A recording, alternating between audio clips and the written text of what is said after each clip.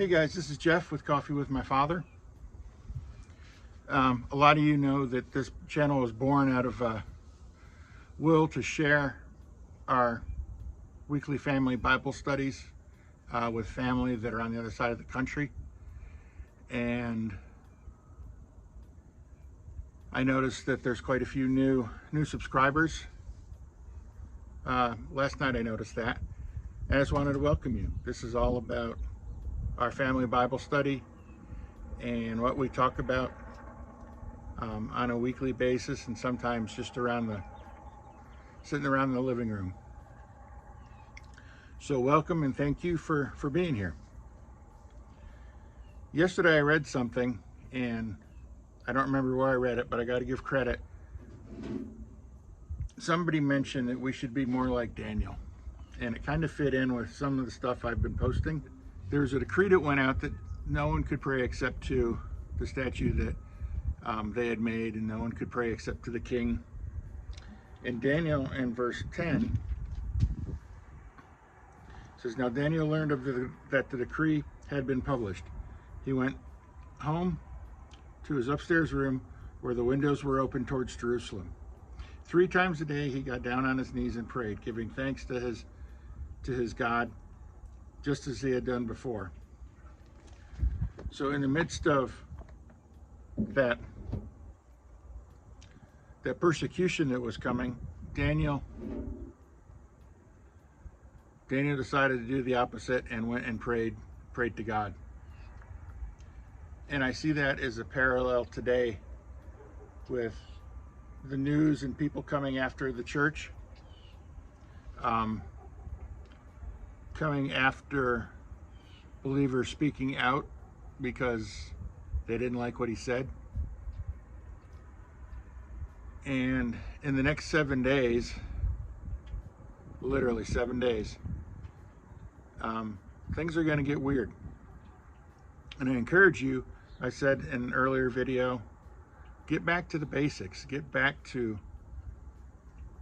reading, read things that are encouraging. Keep your faith built on the gospel. In the armor of God, the shoes are built on the gospel of peace. What's the gospel of peace? The gospel of peace is that Jesus died for our sins on the cross as it was written in the scriptures. He was buried and rose again on the 3rd day as it was according to the scriptures. And like I said a couple weeks ago, Paul went on to say, and was seen by many after that. So that's our foundation. That's the shoes of the gospel of peace. And that's what we need to keep on our hearts. Keep that knowledge of salvation, which is the helmet. But take that stance of prayer. And I know I had been praying and reading first thing in the morning and first thing before I went to bed. And after that, I saw yesterday that we needed to be more like Daniel, and Daniel was praying 3 times a day in the face of everything. I believe that was a word for me, probably for many of you, to go ahead and add another session of dedicated prayer and reading time.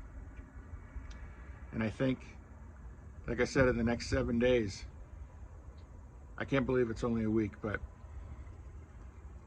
like everyone says, the confirmations are out there that this man in South Africa, Joshua, was given the day.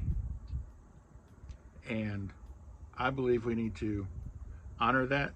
When I prayed to say, okay, Lord, is this real? What I got was, did you not hear my messenger?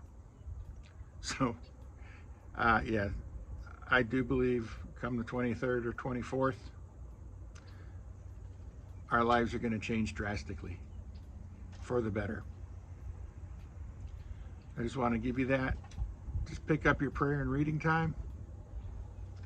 Pray for the watchmen. Pray for your family. Pray for the lost. Pray for those that are in battle at war. and just take a stance of prayer, a stance of praise, and a stance of worship. You know, praise is just thanking God. It's not singing faster, upbeat songs.